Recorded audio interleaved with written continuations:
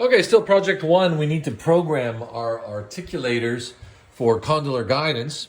So let's review. We've mounted in centric relation, whether we used a Facebook record or an average value mounting to get the upper member in relation to the condyles, roughly around Bonwell's triangle. We've mounted the upper member, then we mounted the lower member to that one in centric relation.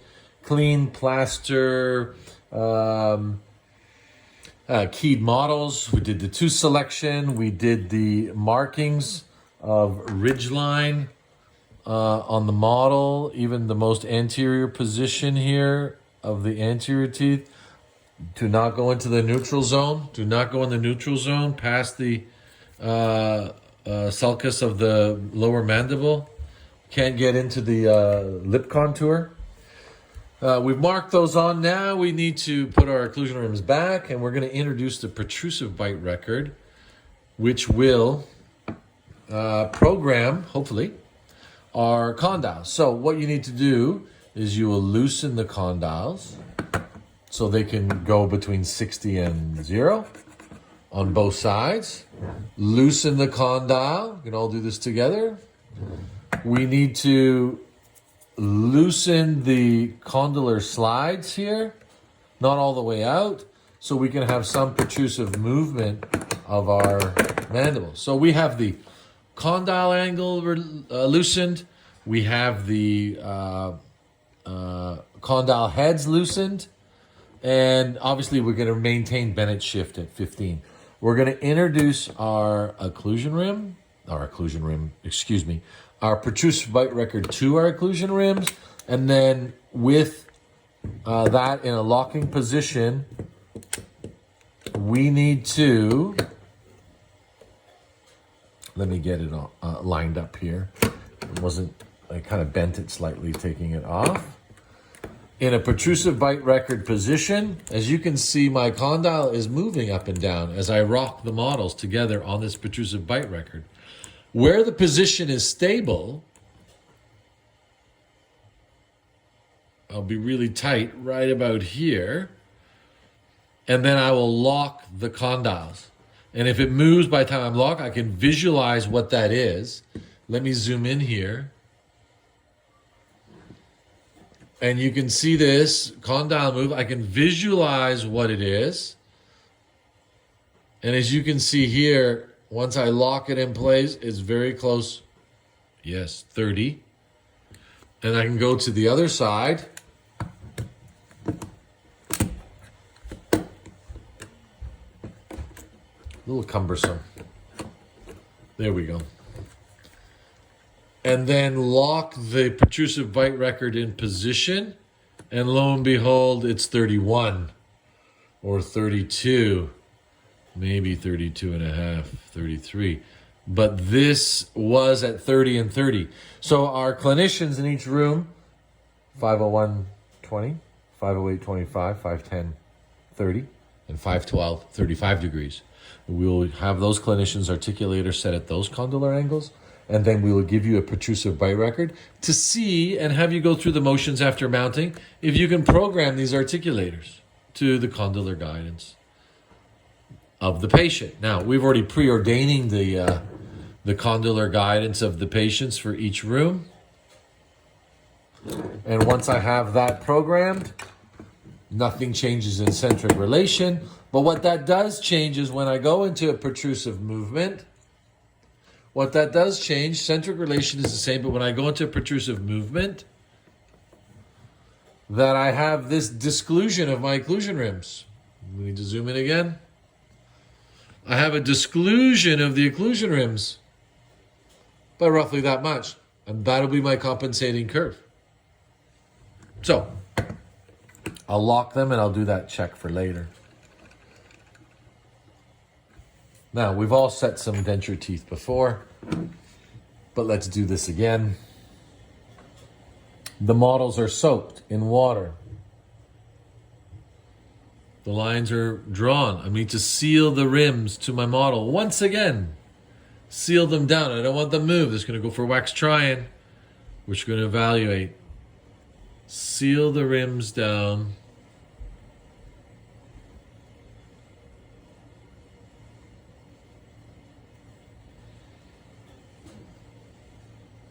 And that takes some time to do, but I'll try to stay real time here.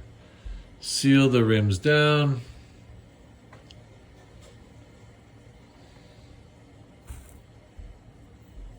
A little bit of a flash point there. And then all the way around. But for time purposes, I'm going to set up the anterior 6 first. I'm going to usually use the rim unless another rim was used as an aesthetic control base. I'm going to remove half. Now you can start up with a central or 2 centrals or 1 central. But generally, even though I'm setting up 1 tooth at a time, I'm setting up 6 at a time. I'm setting up 6 teeth at a time with the labial contour just inside the land area, because it's difficult to set 1 tooth up without a relationship to another. Keep the wax in a soft, molten state. Introduce the first central. I guess because I'm right-handed, I started with the T1. And you may have to trim this denture tooth in position. It's just not going to fit on the ridge. I've given you some adjustments to make on the ridge. I can see I'm hitting the ridge right here. Now, could you imagine if you're hitting base plate there? Ah, work. Or you would just reduce the tooth way too much. So I'm going to get a burr here off camera, and I'm going to trim the upper 2-1 central where it's prematurely contacting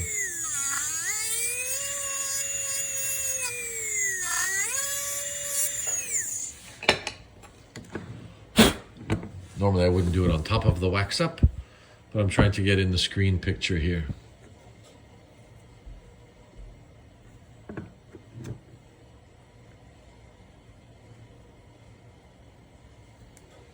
It's important to have the wax very soft so the wax does not guide the teeth in a position.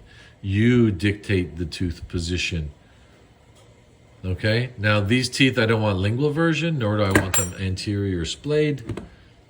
Kind of standard 10-degree cant to them. And there you have the first central set up at the right plane of occlusion with the right angle. Oops, sorry. Then I'm going to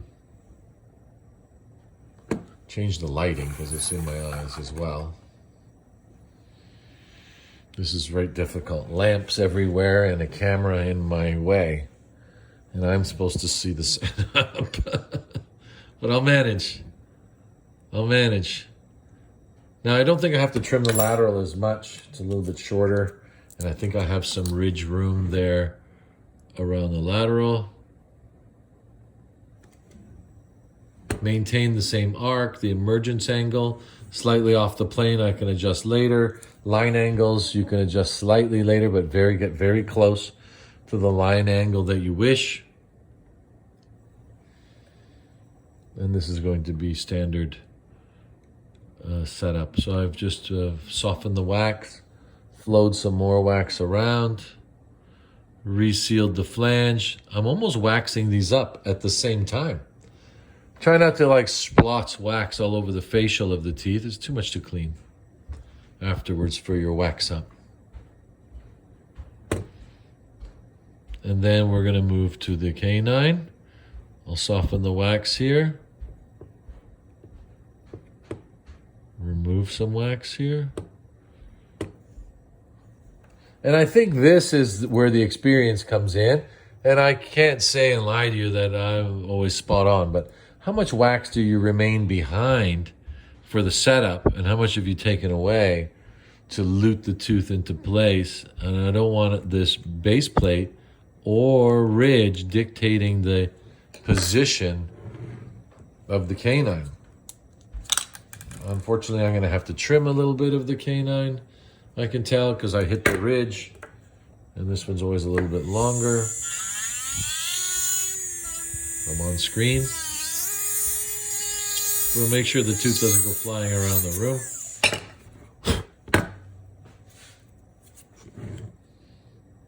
Now, I could have done just 2 centrals, but I'm pretty quick. Then I put 1, 2, 3.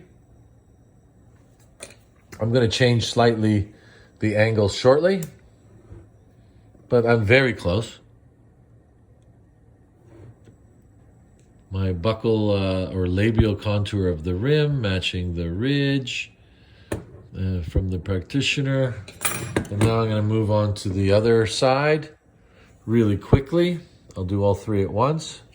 I'll remove the wax. I have the labial contour from the other three teeth to follow. And again, if you can see my bite block layers of wax here, if I have a lot of space and air in between, there would be a lot of splitting and cracking and peeling of my wax. So the occlusion rim is important now at this stage. And you saw what my occlusion rim went through with those 3 bite registrations.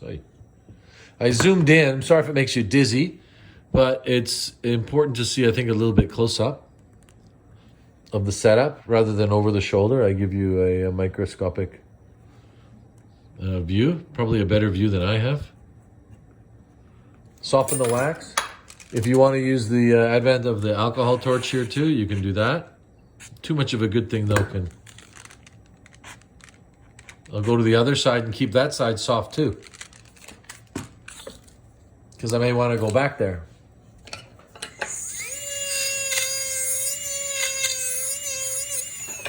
Just a little bit trimming of the central, because it was hitting the ridge, I could tell.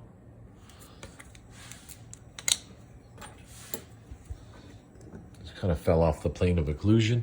I also have the lower rim for the plane of occlusion, which I checked on the first central, plus I know the length of the rim before I removed it here. I took a little too much wax. I got a little bit over aggressive on the wax reduction, which is making this tooth number 1-1 a little bit on the angle. It fell into the void, the abyss of the void of wax.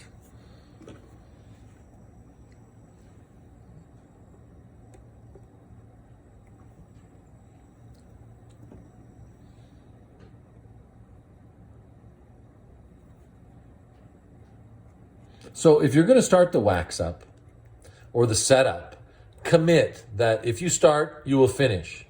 It's too often that we get lost in setting up 1 or 2 teeth and says, oh, I'm going to go for lunch. I'm going to come back later. I'm going to go for a break. I'm going to talk to my friends.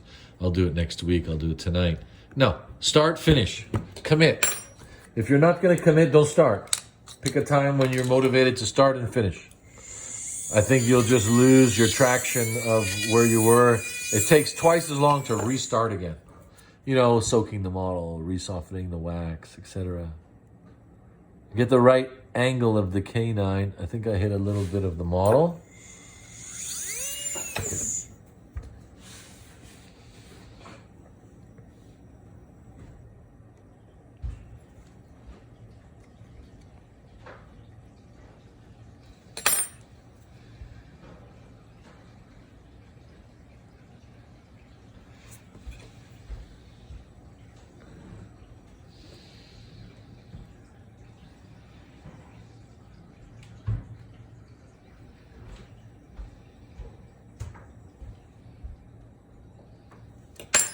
Zoom out time so I can see. Again, I had it upside down there for quite a while. I need to get my arms around this contraption, soften my wax, and get the right emergence angle of these teeth here. I'm not 100% satisfied with the first quadrant here. The second quadrant, or the first 3 I put on, very good. Maybe I should have put the 2 centrals on. If you're going to lose the midline, do start with 2 centrals. It doesn't really matter. The end result's the same. If your midline's off, you're going to have to move all 6. I'm going to take some wax off here, expose the base plate. This will kind of give me an idea of what it's going to look like from the lingual side. I don't want a big block of wax. Heat some of these ones up again from the lingual side. And I think all I needed to do is rotate. There we go. And then let's lift that neck out of number 2-1.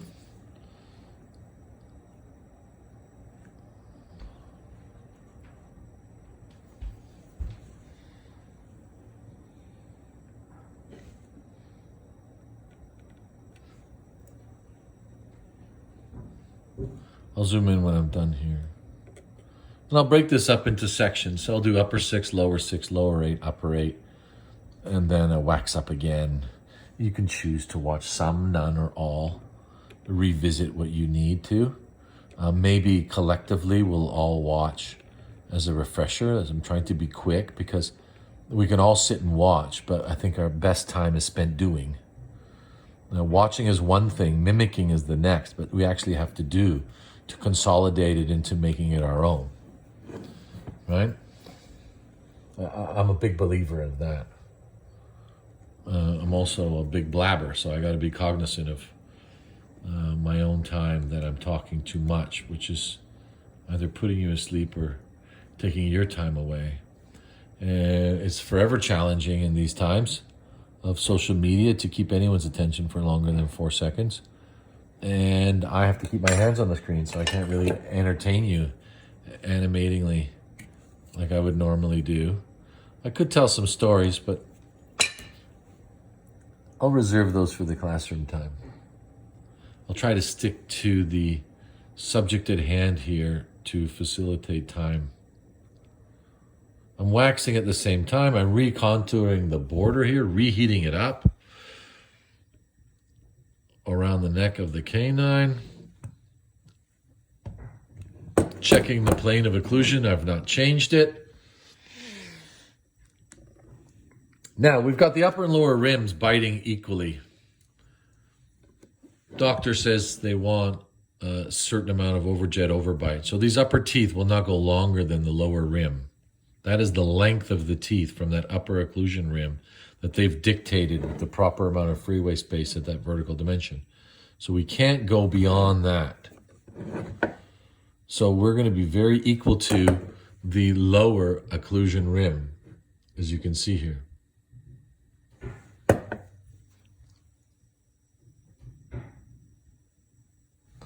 I'm just going to heat this up.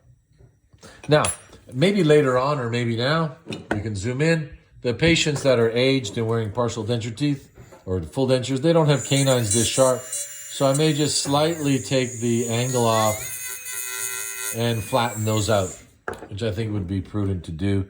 Plus it makes more contact on my plane of occlusion.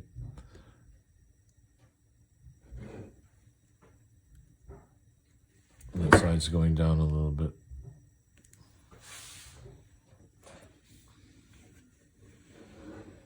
Sorry, it was off screen.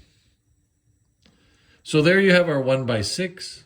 If you can use your setup jig if you wish. I use the lower bite block to set mine up. Am I 100%? I have no idea. It's going for trying. But I'm pretty confident. I'm very close. Now, I'm going to check the age of the patient. I'm going to check the sex of the patient. I'm going to rotate more laterals if I want more characterized setup. But I think as a student at the beginning, before any postgraduate stuff, can we just get an ideal setup before doing anything, out of the ordinary? Let's just get something looking like a regular natural smile. And then we can deviate after, right? And generally we have more freedom with the lower anteriors than the upper 6 for function. These ones generally are fixed. Now, we have implants in the lower, and then we can discuss maybe later of how much overbite we can have or how much control of aesthetics we want. I'm going to soften these up. As you can see, I've waxed up the 6 teeth at the same time. Got rid of all the voids in the wax. It's nice and soft. Taking my time. And then I might take a break now, or I'm just going to proceed to the lower 6. Again, double check from all angles. Upside down. Forward, and then you know what? You may be something kind of awry. I can change it now. It's easier to change it now. The wax is soft. It's easy to change it now.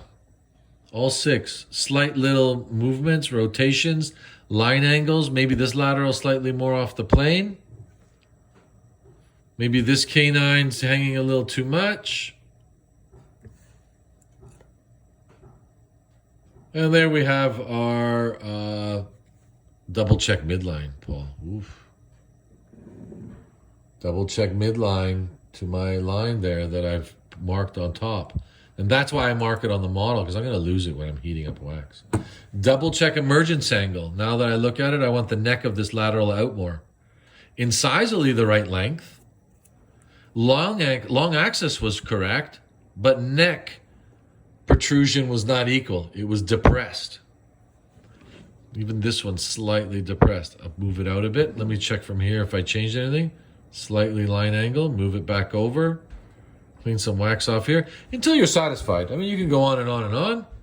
Yeah, you're going to go back and probably change canine teeth anyway, so I try to just get them very close to the right position. And I even cleaned up my wax a little bit. Not that I didn't wax it up completely, but I need to see the teeth during the wax up. This canine's hanging down a little bit. Let's depress it up a little bit more. I can use my thumb here or my hand as the lip line and see if something's hanging lower than lip line. Let me get some lights here.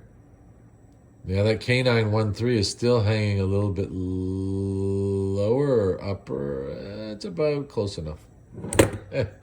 So we'll be back for the lower anterior setup with the appropriate overjet. Okay, thanks.